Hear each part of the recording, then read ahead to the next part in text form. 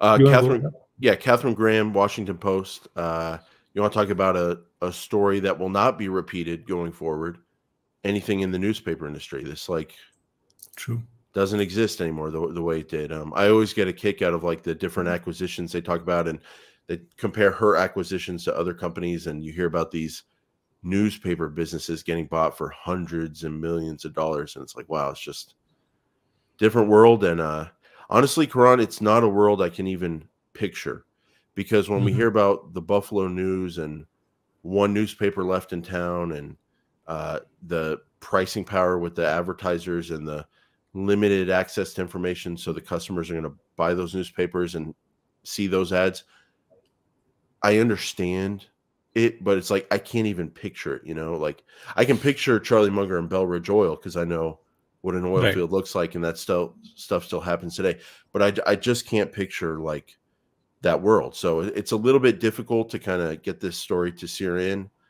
But We Catherine can pick out Graham, the lessons irrespective yeah. of not relating to it too much. One thing I want to point out is I did not realize until the other week that Buffett had a 100-bagger in the Washington Post. He did. For Yeah. some reason, I had thought, oh, it went up 10 times or something like that. 100x. No, it was a 100-bagger. Yeah. Yeah. So, I mean, I think even with when he acquired his shares, he had acquired like 13% of the entire company. The company went public in 1971. And in 73, Buffett had accumulated 13%.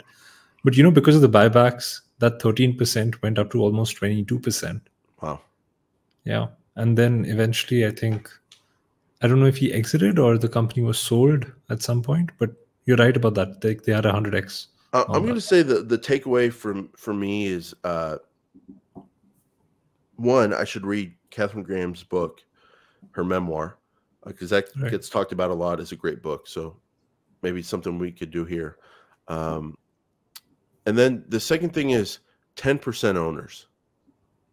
10% owners Form 4, tracking those purchases. The reason I'm bringing that up is when Buffett bought into the Washington Post, 13%, 1973, he was unknown. No one knew who he was outside of Berkshire Hathaway shareholders. Hard to imagine that, but that's what was going on.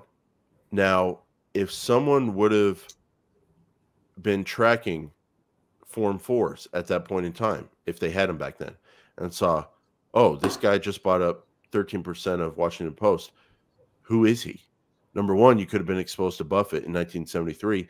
And number two, you could have bought the Washington Post and also had a 100-bagger. And my point is, you see a lot of these Form 4s that come out. We see the directors, the CEOs, but they also have to report when there's a 10% owner who owns 10% or more. And no, it's not in every case. Like, not every 10% owner is a great investor. Not every investment that has a 10% owner is a great investment.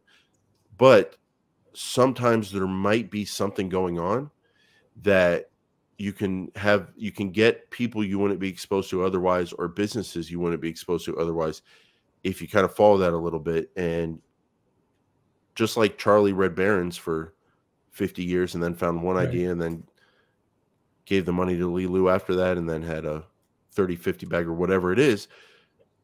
If you pay attention to these 10% owners, something interesting you might come across. So just want to throw that out there. Good point. Yeah, I agree with that.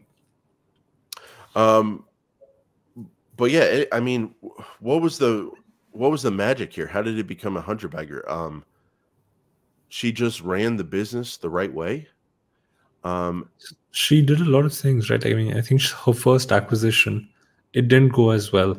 And that kind of got her to the realization that not all acquisitions are accretive. Like, it doesn't just make sense to grow the business for the sake of growing the business.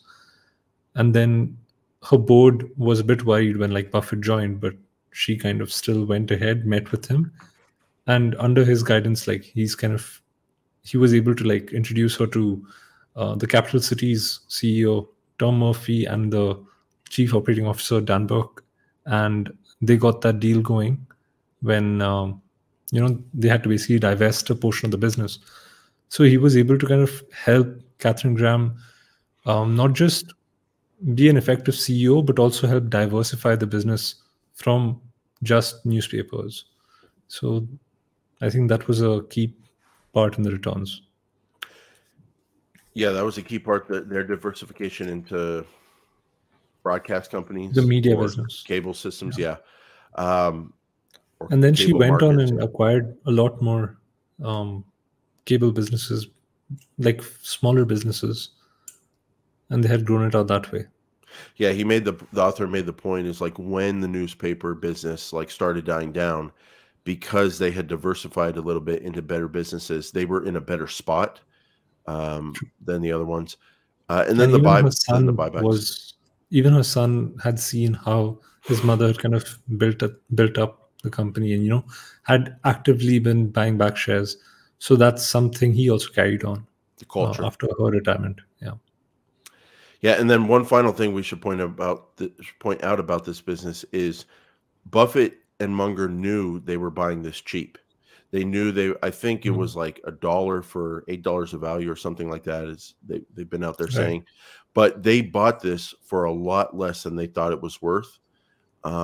And I think one reason why is because the Pentagon Papers, and then people were worried that the Nixon administration was going to shut them down.